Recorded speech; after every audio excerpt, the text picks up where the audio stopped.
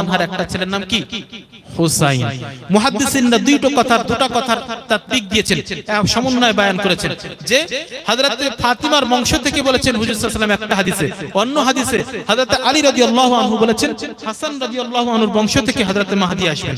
তাহলে হাসানের বংশ থেকে আসবেন না ফাতেমার আরেকটা ছেলে হুসাইন থেকে আসবেন? তো দুটো হাদিসকে সমন্বয় করে মুহাদ্দিসিনরা বললেন দেখো, পিতা হবে হযরত হাসানের বংশ থেকে আর মা হবে হযরত হুসাইনের বংশ থেকে। নাজিবুত তরফাইন বলে, যার পিতৃসূত্রেও সে অনেক উন্নত বংশের, আর যার মাতৃসূত্রে মায়ের দিক দিয়েও অনেক উন্নত বংশের, অর্থাৎ দুই দিক দিয়ে তিনি হবেন অনেক সম্ভ্রান্ত উচ্চমানের। বলুন সুবহানাল্লাহ। তার নাম হবে রাসূলের নামে, আর বংশ হবে রাসূলের বংশ থেকেই আসবে। আমার প্যারা ভাইরা, একটা অত্যন্ত মজার কথা বলি। হুজুর সাল্লাল্লাহু আলাইহি ওয়াসাল্লামের জামাতা হযরত আলী কাররামাল্লাহু ওয়াজহু বললেন হাসানের বংশ থেকে হযরত মাহদী আসবেন। হযরত হুসাইনের দিকে ইশারা করলেন না, হযরত হাসানকে কেন বললেন একটু ভালো করে বুঝুন ভাইরা। খেলাফতে রাশিদা হুজুর সাল্লাল্লাহু আলাইহি ওয়াসাল্লাম বলেছেন আমার পরে খেলাফতে রাশিদা চলবে 30 বছর। কত বছর ভাই? 30 বছর। এই 30 বছর খেলাফতে রাশিদার জামানা, অর্থাৎ হুজুর সাল্লাল্লাহু আলাইহি ওয়াসাল্লামের খলিফা যারা হয়েছেন, যাদের খেলাফতের সময়কালকে হুজুর সাল্লাল্লাহু আলাইহি ওয়াসাল্লাম একেবারে হেদায়েতের সময় বলে আখ্যায়িত করেছেন। বলুন সুবহানাল্লাহ। কত বছর হুজুর সাল্লাল্লাহু আলাইহি ওয়াসাল্লাম বলেছিলেন? 30 বছর। হযরত আবু বকর সিদ্দিক রাদিয়াল্লাহু আনহু ওনার খেলাফত কাল হলো 2.5 বছর।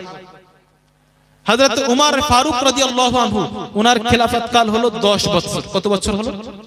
12.5 বছর। হযরত ওসমান গনি যুন্নুরাইন রাদিয়াল্লাহু আনহু ওনার খেলাফত কাল হলো 12.5 বছর। তাহলে কত বছর হলো? 25। 4.5 বছর খেলাফত হয়েছে হযরত আলী রাদিয়াল্লাহু আনহু। কত বছর হলো? জি 29.5। তাহলে এখনো হাফ বছর বাকি আছে। এই 6 মাসের যে সময়, এই সময়টা খলিফা ছিলেন হযরত হাসান বিন আলী রাদিয়াল্লাহু আনহু। বলুন সুবহানাল্লাহ। আল্লাহ রাসূল সাল্লাল্লাহু আলাইহি ওয়াসাল্লাম হযরত হাসান বিন আলী রাদিয়াল্লাহু আনহুকে লক্ষ্য করে বলেছিলেন শোনো, হাসানকে তোমরা দেখছো, হাসান হলো মুসলমানদের সরদার। বলুন সুবহানাল্লাহ। আর মুসলমানদের এমন সরদার, এই হাসান মুসলমানদের দুটো বড় জামাতের মধ্যে, মুসলমানদের দুটো বড় ফিরকার মধ্যে, মুসলমানদের মধ্যেই দুটো বড় গ্রুপের মধ্যে এই হাসান নিজে থেকে দুটো বড় গ্রুপের মধ্যে, যাদের মধ্যে মতভেদ হয়ে গিয়েছে, ইখতিলাফ হয়ে গিয়েছে, লড়াই হয়ে গিয়েছে, এমন দুটো গ্রুপকে এই হাসান রাদিয়াল্লাহু আনহু মীমাংসা এবং সুলহ করিয়ে দেবে। হযরত হাসানের বিষয় বললেন। ইতিহাসটা কি? যখন হযরত আলী রাদিয়াল্লাহু আনহুর ইন্তেকাল হলো, হযরত আলী রাদিয়াল্লাহু আনহুর সাথে হযরত মুয়াবিয়ার যুদ্ধ হয়েছিল। আপনারা হয়তো কম বেশি ইতিহাস জানেন। হযরত উসমান গনি রাদিয়াল্লাহু আনহুকে শহীদ করা হয়েছিল, মুনাফিকরা শহীদ করেছিল।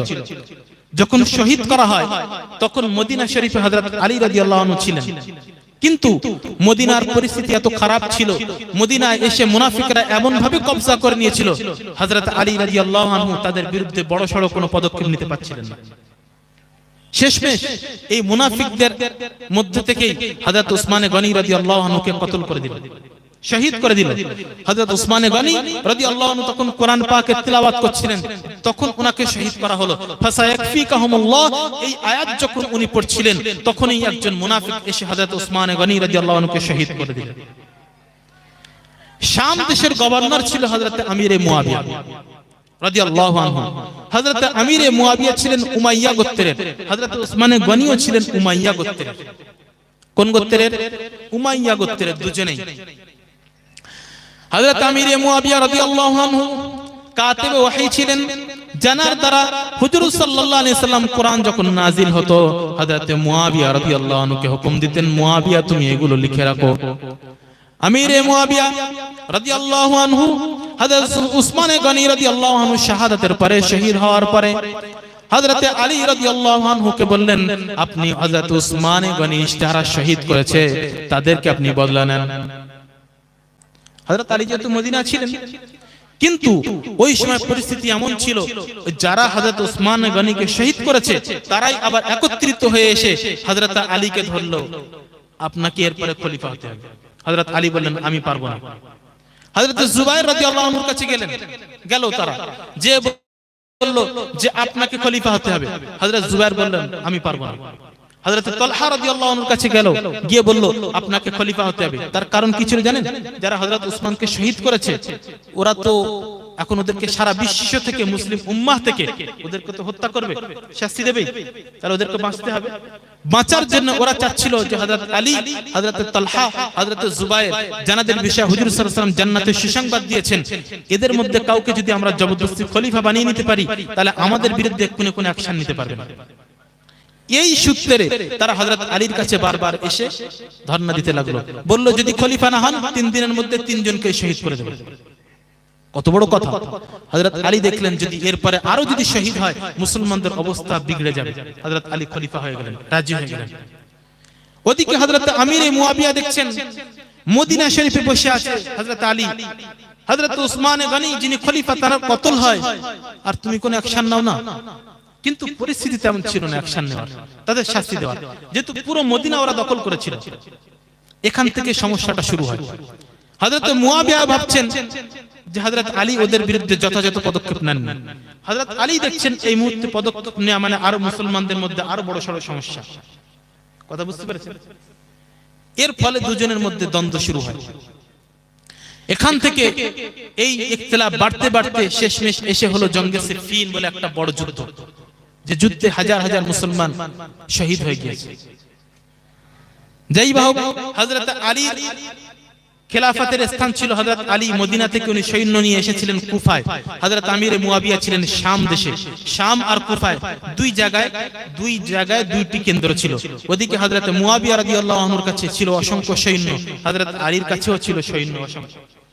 যাই হোক, হযরত মুয়াবিয়া আর হযরত আলীর মাঝখানে যুদ্ধ হয়েছিল এবং হযরত আলী রাদিয়াল্লাহু আনহু যখন যুদ্ধ হয়, ওই যুদ্ধের পরে হযরত আলী রাদিয়াল্লাহু আনহু যখন একেবারে শেষ জীবনে অন্তিম সময় আসলো, হযরত আলী রাদিয়াল্লাহু আনহু যখন বিছানায়, তখন সাহাবায়ে কেরাম এসে জিজ্ঞাসা করলেন আমিরুল মুমিনিন এখন আমরা কি করব?